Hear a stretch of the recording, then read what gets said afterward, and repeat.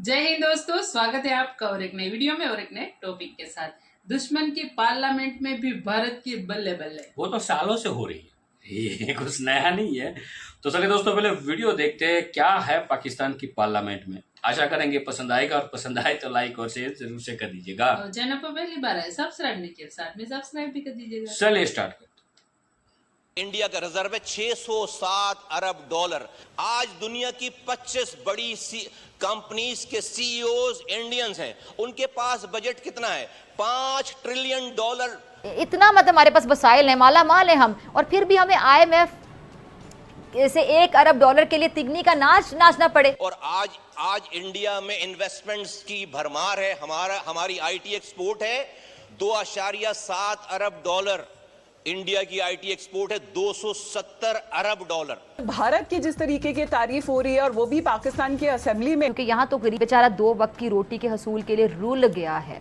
America ने India को धमकी दी है। इंडिया ने क्या चल बे, इंडिया इस वक्त 5वीं बड़ी इकॉनमी है दुनिया की, उसको जरा परवाह नहीं है अमेरिका क्या चाहता है। दुनिया से कर्जा मांगते फिर रहे हैं, भिखारी बने हुए हैं आप लोग, तो आप लोगों ने क्या देना है? इंडिया एक सुपर पावर बन चुका है। इंडिया की इकोनॉमी ग्रेट इकोनॉमी है। इंडिया छाया हुआ है हर फील्ड में, हर जगह पे इंडिया की इजारादारी है। और फिर अगली खबर यह है कि उज़्बेकिस्तान, तुर्कमेनिस्तान, अफगानिस्तान, ताजिकिस्तान, इन्होंने भी इस चाबहार पोर्ट में इन्वेस्टमेंट की है। बिजली सार्फिन पर 310 अरब का मजीद बोझ डालने की तैयारियां। और इंडिया जो है बरास्ता ईरान रूस तक जो है रसाई हासिल कर लेगा। अब ये देखिए ना, ये इसे अक्लमंदी कहते हैं। एक ही स्क्रीन पर एक खबर है कि इंडिया चांद पर चला गया, और उसके 2 सेकंड के बाद खबर है कि कराची में किसी गटर का ढक्कन ना होने की वजह से बच्चा गिर गया, मर गया। और ये हर तीसरे दिन की खबर है। हेलो फ्रेंड्स, जय हिंद। हिंदुस्तान स्पेशल में आपका स्वागत है दोस्तों। इन दिनों पाकिस्तान की संसद में भारत की जमकर तारीफ हो रही है। पाकिस्तान के एक सांसद सैयद मुस्तफा कमाल ने भारत की दिल खोलकर तारीफ की। पाकिस्तानी सांसद ने कहा कि एक तरफ खुले गटर कराची में बच्चों की जान ले रहे हैं, वहीं दूसरी तरफ भारत चांद पर पहुंच गया है। पाकिस्तान की राजनीतिक पार्टी मुत्तहिदा कौमी मूवमेंट पाकिस्तान के सांसद सैयद मुस्तफा कमाल ने वहां की संसद में अपने संबोधन में देश की सरकारों को आईना दिखाया। पाकिस्तानी सांसद ने कहा कि आज अब दुनिया चांद की तरफ जा रही है। हमारे बच्चे अभी भी कराची में गटर में गिरकर मर रहे हैं। हमारी टीवी स्क्रीन पर जब हम खबरें देखते हैं कि भारत चांद पर पहुंच गया है, और उसके 2 सेकंड बाद खबर आती है कि कराची में खुले गटर में गिरकर बच्चे की मौत हो गई है। उन्होंने आगे कहा कि भारत के बच्चे टॉप कंपनीज में सीईओ जाकर लग रहे हैं, और हमारे यहाँ एजुकेशन सिस्टम का बुरा हाल हुआ पड़ा है। भारत के रिजर्व 607 अरब डॉलर से ऊपर चले गए हैं। उनको कहीं नौकरी नहीं, क्योंकि हम वो पढ़ाई नहीं रहे जो दुनिया की डिमांड है। मैं सर आपको मिसाल देना चाहता हूं। आज हमारा पड़ोसी इंडिया, उसने 30 साल पहले अपने लोगों को वो पढ़ाया जो कि दुनिया की जरूरत थी।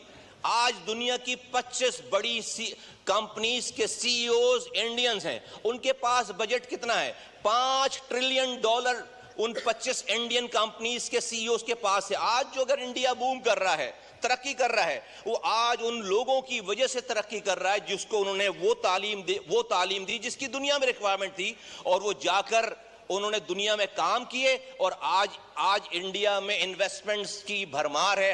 हमारी आईटी एक्सपोर्ट है 2.7 अरब डॉलर। इंडिया की आईटी एक्सपोर्ट है 270 अरब डॉलर। हमारे पास रिजर्व है सारे मिला के, जो कि हम खर्च भी नहीं कर सकते, कर्ज लेकर बैठे हुए हैं, 8-9 अरब, कभी 6 अरब हो जाते हैं। इंडिया का रिजर्व है 607 अरब डॉलर। कैसे हुआ? आज अगर आप अपने यहां सबसे ज्यादा डॉलर्स कैसे आ रहे हैं हमारे मुल्क में सर? एक्सपोर्ट पे भी नहीं आ रहे। 32 अरब डॉलर हमारी एक्सपोर्ट है, 33 अरब डॉलर हमारे एक्सपेट्रिएट पाकिस्तानी भेज रहे हैं। ये सबसे बड़ा जो डॉलर का चंक आता है वो बैरून मुल्क पाकिस्तानियों से आता है। वो अगर 33 अरब डॉलर, 100 अरब डॉलर अगर आपको पहुंचाने हैं, तो आपको अपने नौजवानों को राइट तालीम, जो कि आज की दुनिया की जरूरत है, उससे आरास्ता करके आपको अपनी ह्यूमन रिसोर्सेज को ह्यूमन कैपिटल में बदलना पड़ेगा। इंडिया ने ईरान के चाबहार पोर्ट को 10 साल के लिए ऑपरेट करने का ठेका लिया है, और इंडिया जो है बरास्ता ईरान रूस तक जो है रसाई हासिल कर लेगा। अब ये देखिए ना, ये इसे अक्लमंदी कहते हैं। ईरान हालांकि हमारा हमसाया है, इंडिया और ईरान का राब्ता समंदर के जरिए होगा। ईरान से हमारा बॉर्डर मिलता है लेकिन हम उसका फायदा नहीं उठा रहे। खैर वो अलग बहस है, मैं पिछली वीडियो में कर चुका हूं इस पर बात।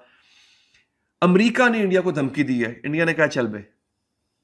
इंडिया इस वक्त 5वीं बड़ी इकॉनमी है दुनिया की, उसको ज़रा परवाह नहीं है अमेरिका क्या चाहता है। और फिर अगली खबर यह है कि उज़्बेकिस्तान, तुर्कमेनिस्तान, अफगानिस्तान, ताजिकिस्तान, इन्होंने भी इस चाबहार पोर्ट में इन्वेस्टमेंट की है। तो मतलब कहा यह जा रहा था कि क्या अमेरिका आधी दुनिया पर पाबंदियां लगाएगा क्या? आधी दुनिया ईरान के पास सस्ती गैस है, ईरान की लोकेशन ऐसी है कि हर कोई उस लोकेशन का इस्तेमाल करके सेंट्रल एशिया तक जो है वो रसाई हासिल करना चाह रहा है और फिर यूरोप तक जाना चाह रहा है, वरना उसको पूरा रास्ता समंदर से तय करना पड़ेगा। पॉलिटिकल इन द सेंस अब कह सकते हैं कि जब प्रोटेस्ट होता है किसी भी जगह पे तो फिफ्थ कॉलम के लोग वहाँ पे अपीयर होते हैं और वो अपने आप को शो करते हैं।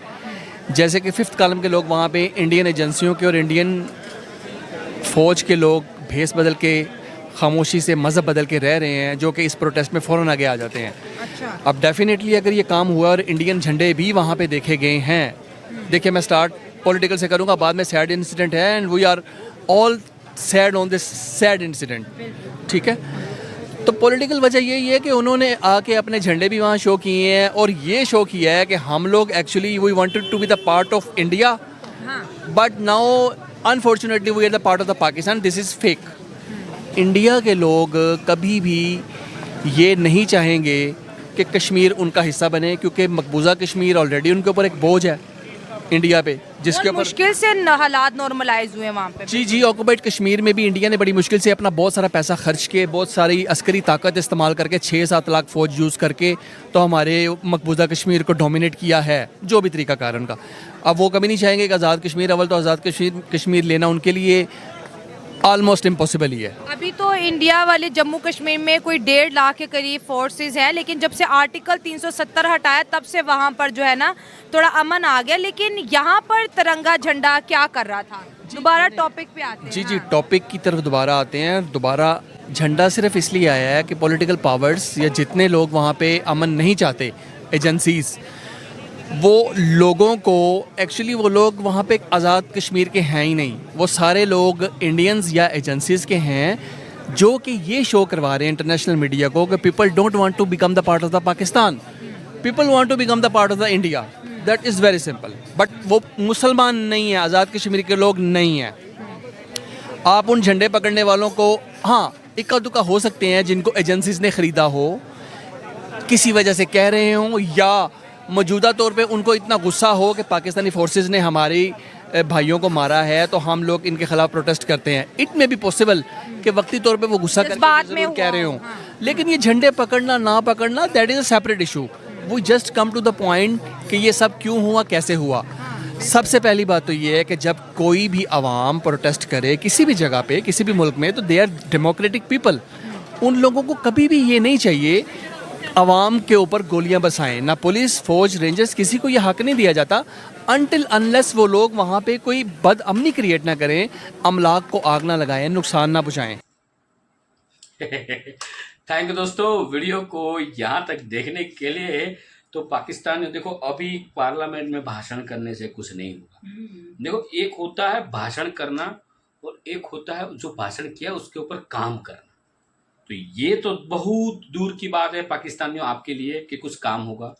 हालांकि आप लोग बहुत अपने इंडिया को ताना कोसा, बहुत कुछ कहा है, लेकिन वही चीज़ जो है ना वो हमारी ताकत बनी है और आपकी कमजोरी बनी। डिफरेंट इतने हैं। हालांकि आबादी के तौर पे तो पाकिस्तान भारत से बहुत छोटा कंट्री है, लेकिन पाकिस्तान से भी कई सारे ऐसे कंट्री हैं जो आबादी के तौर पे उससे छोटे हैं, लेकिन एज ए इकोनॉमिक तौर पे पाकिस्तान से कई गुना आगे। तो सीखो उस कंट्री से, ठीक है। आपके तो भाई, आपके लोगों की तो यदि जो भी आपके क्या बोलते हैं पॉलिटिशियन जो भी है, उन लोगों की यदि प्रॉपर्टी ओरिजिनल तौर पे निकाली जाए, सत्य तौर पे निकाली जाए, तो ऐसा समझ लो कि भाई को जो नॉर्मल फैमिली होती है ना, मिडिल क्लास, उसकी 10 पीढ़ियों तक बैठ के खाए ना, हाँ, उतनी प्रॉपर्टी। IMF का मतलब पूरा कर्जा माफ हो सके इतना तो होगा ही। इतने तो उसके तो 4-5 पुराने PM की उठा लो, उसका ही हो जाएगा। बिल्कुल। अब आप लोगों को भाई घर ही भरना है तो फिर उसमें आवाम क्या कर सकती है। सबसे बड़ी गलती कि आप पाकिस्तानी हो, ठीक है, सबसे बड़ी गलती ये कि आप पाकिस्तानी हो। और अब मोहम्मद अली जिन्ना ने पाकिस्तान बनाया। बिल्कुल, ये जो पार्लियामेंट में जो सदस्य जो बात कर रहे थे हमारे ही भाषा बोल रहे थे, हम हर बार बोलते हैं यही शब्द बोलते हैं आपको। अब आज आपकी अच्छी बात है, आप भारत की सोशल मीडिया फॉलो, कि कोई बोल रहा है, सच बोल रहा है, सच बोल रहा है, बाकी तो देखो कोई सच स्वीकार बट उनको बोलना पड़ेगा।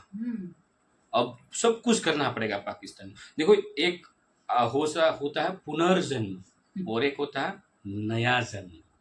तो नया जन्म लीजिए।